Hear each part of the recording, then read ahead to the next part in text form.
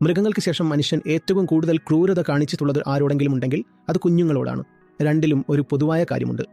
ഇരുവരും ദുർബലരാണ്, ആശ്രയിച്ച് കഴിയുന്നവരാണ്. മൃഗങ്ങളും കുഞ്ഞുങ്ങളും പാവങ്ങളാണ്. അവർക്കൊന്നും ചെയ്യാൻ കഴിയില്ല.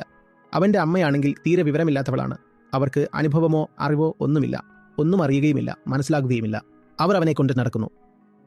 വീട്ടിലാണെങ്കിൽ പലതരം ആളുകളുണ്ട്. എല്ലാവരും അവരവരുടെ അധികാരം കാണിക്കുന്നു. പ്രത്യേകിച്ച് കൂട്ടുകുടുംബമാണെങ്കിൽ അവിടെ അമ്മാവൻ, വല്യച്ഛൻ, അമ്മായി തുടങ്ങി എല്ലാവരും തങ്ങളും എന്തൊക്കെയോ ആണെന്ന് വിചാരിക്കുന്നവരാണ്. വീടിനുള്ളിൽ എല്ലാവരും അധികാര കേന്ദ്രങ്ങളാണ്. എല്ലാവരും കുട്ടിയുടെ മേൽ കുതിര കയറുകയും തങ്ങളുടെ സ്വാധീനം ചെലുത്തുകയും ചെയ്യുന്നു. ഇതിനേക്കാൾ വലിയ ക്രൂരത എന്തുണ്ട്? അറിവില്ലായ്മ കാരണം നമ്മൾ കുട്ടിയുടെ ജീവൻ എടുക്കുന്നു. മൃഗത്തിന്റെ ജീവൻ അതിന്റെ ശരീരത്തിൽ മാത്രമാണ് ഉള്ളത്. മാതാപിതാക്കൾ ആന്തരികമായി വളർത്താത്ത മനുഷ്യന്റെ ജീവൻ എടുക്കപ്പെട്ടു കഴിഞ്ഞു. ഇനി അവൻ 6 അടി ഉയരത്തിൽ വളർന്നു നിന്നാലും അവനെ മരിച്ചവനായി തന്നെ കണക്കാക്കൂ. ഒരു മൃഗം അതിന്റെ പൂർണ്ണ വളർച്ച എത്തിയാൽ അത് നന്നായി വളർന്നു എന്ന് നമ്മൾ പറയും. വെറും 6 അടി ഉയരം വെച്ചു എന്നതുകൊണ്ട് മാത്രം ഒരു മനുഷ്യൻ നന്നായി വളർന്നു എന്ന് നമുക്ക് പറയാൻ കഴിയില്ല. അവനിൽ ജീവൻ നിറയ്ക്കുന്ന അറിവ് പകരുന്ന ആരെങ്കിലും വേണം. വീട്ടിലോ വീടിന് പുറത്തോ ആരും ഉണ്ടാവുന്നില്ല. അതുകൊണ്ട് 6 അടി ഉയരമുണ്ടെങ്കിലും അവനുള്ളിൽ ജീവനില്ലാത്തവനായി തന്നെ തുടരുന്നു. ആരെയെങ്കിലും ജീവനില്ലാത്തവനാക്കി മാറ്റുന്നത് കൊലപാതകമാണോ അല്ലയോ എന്ന് എന്നോട് പറയൂ.